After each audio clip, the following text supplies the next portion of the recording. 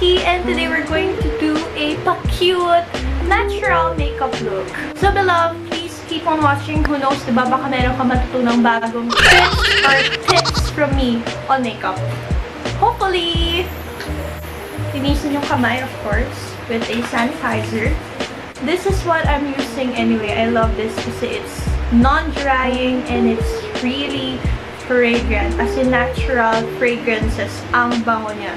At kahit nakailang spray ka, hindi magdadry ang kamay mo. And I also use this to disinfect my things. Like for example, my bag or my phone. Actually, clean na yung aking face. So, we're going to get prepped. We're going to put on your primer. I like to put the primer using my fingers only. Some of them use a brush, but ako okay na ako sa fingers. I just put a little bit kasi when you put too much primer, dudulas lang yung product or yung base mo sa face mo. Ewan ko, may mga ganong primer kasi. And this one that I'm using is one of them. I'm using that one, Elana's Blur Primer. Oh yeah, huwag niyo ako gayahin na minsan medyo harsh ako sa skin ko. You should, you know, massage your face gently. Like that. And upwards dapat.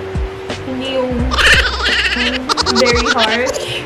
You know what? I'm just gonna put on my cheek area as well. Because I have a lot of open pores right now. Because I have period and I'm breaking out. Para sa mga nagsasabi na I have clear skin, guys. No, I don't. Kala nyo lang kasi medyo malayo yung camera. But let me just show you. Yeah, you see those things? Yeah. Well, actually, it's very normal since I'm breaking out right now. But still, you can see those acne marks and some bumps. And yung iba dyan medyo red pa kasi kinamot ko. Ayan. See that? Told you, my skin is not clear at all. But abangan nyo yung next video ko, which I'll show my current skincare routine for acne-prone and sensitive skin. I'm actually excited to share my current skincare routine with you guys kasi talagang nag-improve ng sobra yung skin texture ko. And the best thing about it is, unlike my old routine na napakarami kong layers sa skincare na ginagamit, really simplifying my skincare routine. It's like, I'm just using 2, 3, or 4 products on day and night.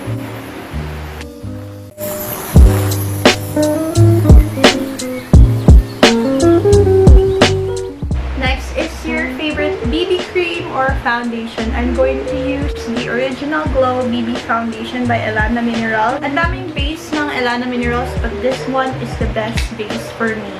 I love a glowing look.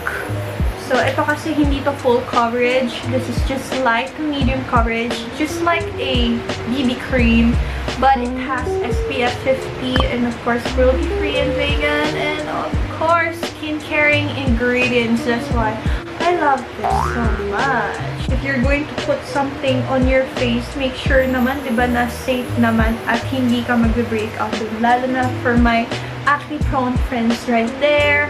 With clean hands, you're going to dip. Oh! You know, that's the only disadvantage of this product. Yung packaging niya. I get naman na ganito ang packaging nila because they are an eco-conscious beauty brand. They want to make sure they're using their best resources para ma-minimize ang usage ng plastic. They don't produce much waste on this packaging. Medyo marami ako nalagay, guys. Time to buff it with your buffing brush. This one is from Elana as well. Ayos. Okay pala to, guys. Unahin yung concealer. I'm going to use that technique from now on. And now, after you blend out your foundation or your concealer, we're going to put on our blush on or cheek tint bago natin iset. My blush on, I'm going to use Elana Minerals again. Oh, not this. Lahat kasi ng mga nila, palettes nila, nasa reusable paper palette. Kaya naguguluhan ako minsan. Anyways, I'm using Lip Drunk Blush in Love Potion. ng Elana Minerals. This is how it looks like. Medyo peachy red na medyo may konting gold shimmer but hindi talaga kita siya once it's on skin.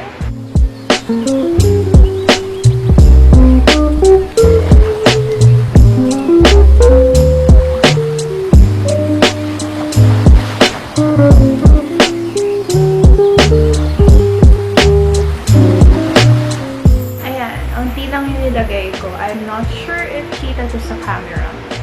Pero yun, parang glow from within lang siya. Kaya I like this shade for my everyday looks.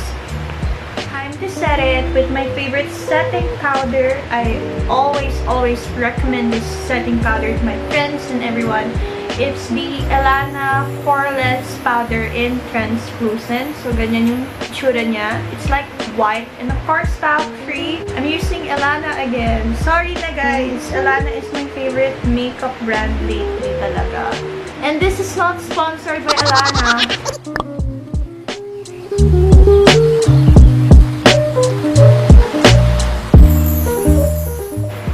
When it comes to setting your face, ang important lang naman talaga is to set your face sa mga parts ng face mo na that tends to crease.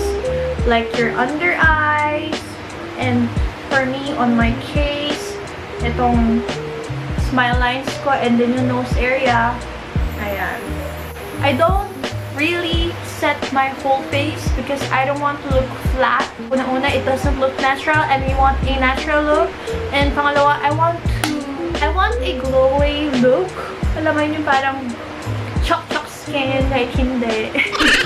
Mabilis magpawis tong area na to. So, set natin, as well as our eyebrows, and then yung eyelids natin. I have oily eyelids, that's why. Next is contouring.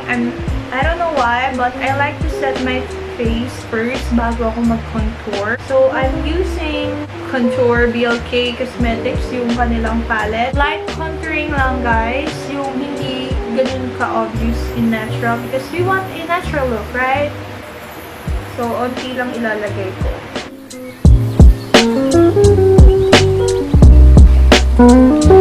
It kind of bothers me.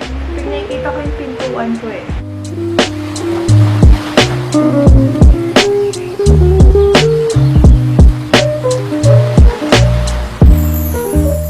Pag nagko-contour tayo, guys, tignan natin ng maayos ha kung nabiblend natin. Para hindi magmukhang patchy yung face natin. Tulad ng photo ko dito. Kitang-kita na hindi na-blend maayos yung contour. Okay, next step ng aking contouring is optional. Kumuha lang ng konti ng contour ko. And then, I'm going to use it as my base eyeshadow. Para lang magkaroon ng depth yung eyes ko. Alam mo yun, mas mag-pop naman yung eyes ko. Kasi, ang singkit na nga, tapos ang hooded pa.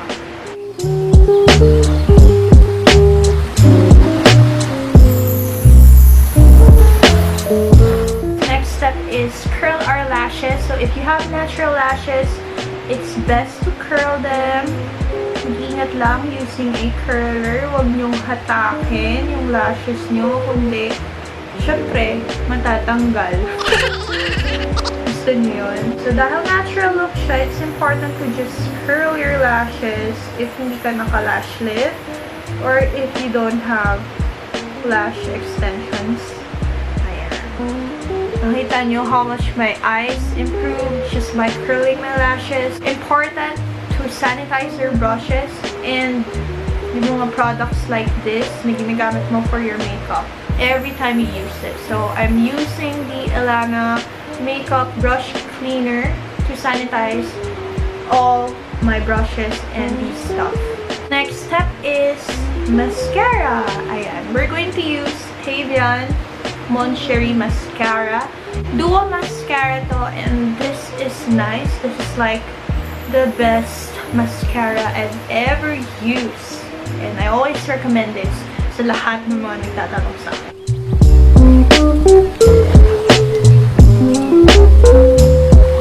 I love this because it's lengthening and it's volumizing mascara. At higit sa lahat, it's not heavy on my eyelashes.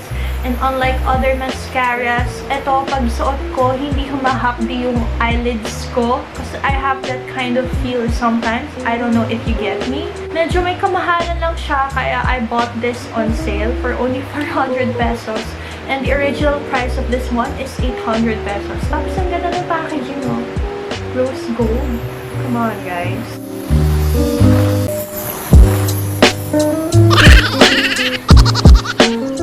I'm done putting on my mascara. Diba? Ang cute niya. Tapos, guys, ayun o. O, diba?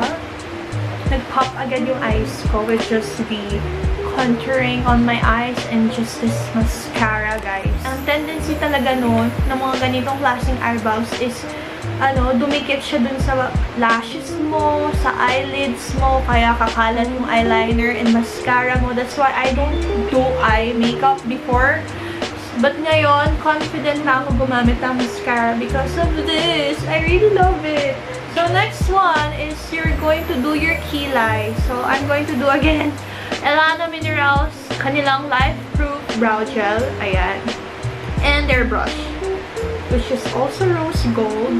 Konti-konti lang ilalagay natin para magmukhang natural siya. Like, para magmukha siyang natural kilay.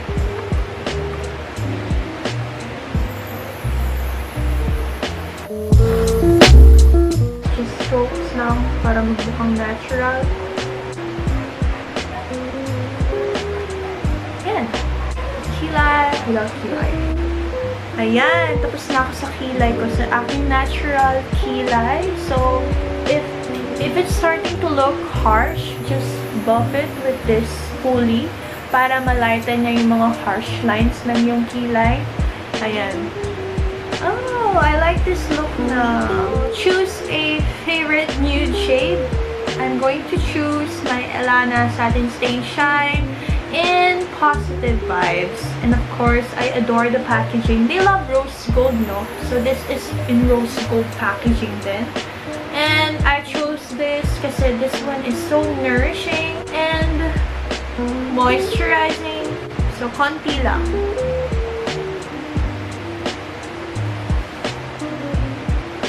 Ganyan lang karami. And then, i-blend ko na lang siya.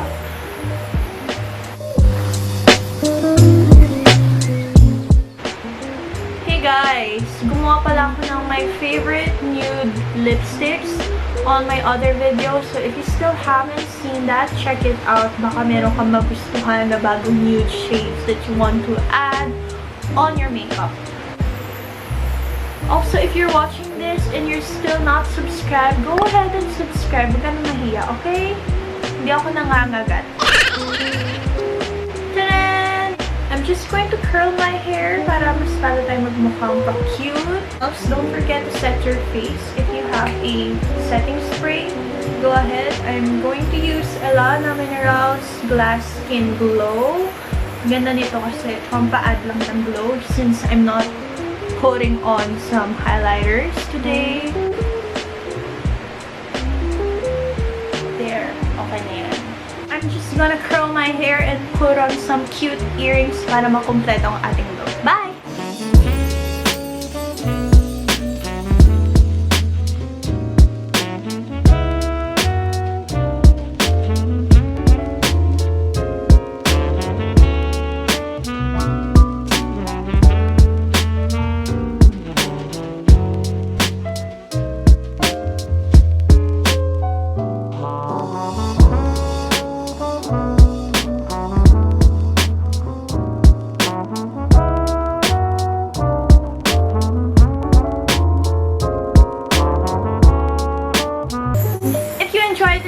Give it a thumbs up, and of course don't forget to subscribe.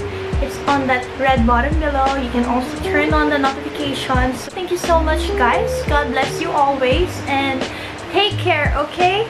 See you on my next video. Bye bye.